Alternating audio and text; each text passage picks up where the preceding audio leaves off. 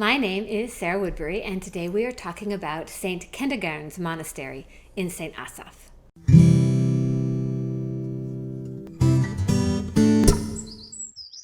So they weren't kidding about this Age of Saints thing. There were a bunch of them, huh? Yes, there were. And in this case, it's a bit confusing because St. Kentigern founded the monastery, but St. Asaph took it over. And it's for him that the town is named.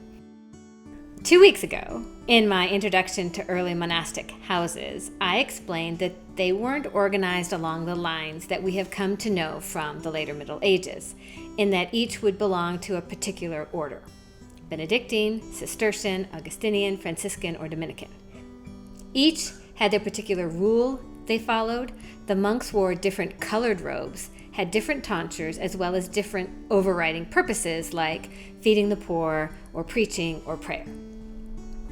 I will be talking more about those differences later in this season, but for now, suffice to say that none of that was in operation in the monasteries founded by early Welsh saints. St. Kentigern's Monastery in Wales is no exception. Like the other sacred sites we've talked about so far, this monastery was founded in the 6th century by Kentigern, who was known in Scotland and Ireland as St. Mungo. As St. Mungo, his life story was written down in 1185 by a monastic hagiographer, Jocelyn of Furness. I want that to be my job title, monastic hagiographer. It's basically someone who writes a biography, right? Yes. Like many other saints, Kentigern was born royal, the son of a princess, but he was born out of wedlock after his grandfather threw his mother from a great height as punishment for becoming pregnant. So his mother got pregnant with him. His dad was a king. His grandfather, his mother's dad, threw his mother from a great height. Got angry and threw her off a tower or something. Yes. She did not die. And neither did the baby. Survived. And that he survived was viewed as a miracle, and it, coupled with the fact that he was illegitimate, meant that he was destined for the church. Okay. He was raised by Saint Cerf, who was administering to the Picts in Scotland, and who gave him his nickname Mungo, which means dear one in Cumbric, a related language to Welsh.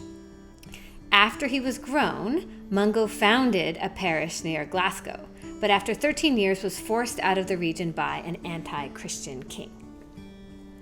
That's how he ended up in Gwynedd, founding a monastery in Wales on the River Elwy around 545 AD. One of my series of books, the Gareth and Gwen Medieval Mysteries, they encounter the abbot, well, initially he was the prior, of St. Kentigern's Monastery. The monastery mill was essentially right here on the River Elwy, which was diverted to form a mill race to power the water wheel. All that is left is the church, though that church has been rebuilt, and some abbey lands. This monastery is actually one of the best documented in Wales of this period, being described as built of smoothed wood after the fashion of the Britons, seeing that they could not yet build of stone. That's possibly a prejudice of the chronicler in 1185, by the way, not a fact that Britons couldn't build in stone, because we know that they did. According to the story, the monastery had a whopping 965 disciples, of whom Asaph was one, and they were divided into 3 groups. 300 of the unlettered farmed the outlying lands, 300 worked in the offices around the monastery, and 365, which you may note corresponds to the numbers of days in a year, attended the divine services. Of these latter disciples, the oldest assisted Kentigern in the government of the diocese, and the rest were subdivided into 3 choirs. And here's the quote: "As soon as one choir had terminated its service in church, immediately another entering commenced it, and that again being concluded, another entered to celebrate." Also, as part of the legend, Kentigern would frequently pray standing in the icy river. On one occasion, having suffered very severely under this hardship, that is again a quote, he sent Asaph, who was attending him, to bring a brand of blazing wood to warm him.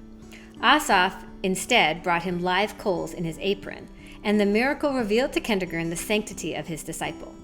Eventually, Kentigern was invited back to Strathclyde by a new king, and he appointed St. Asaph to take his place as abbot.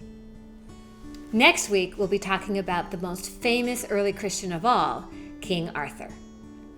Thanks for watching my video. You can click on the playlist or subscribe to my channel to see more. There'll be a new video next week. If you want to check out my books, click on the link to my webpage.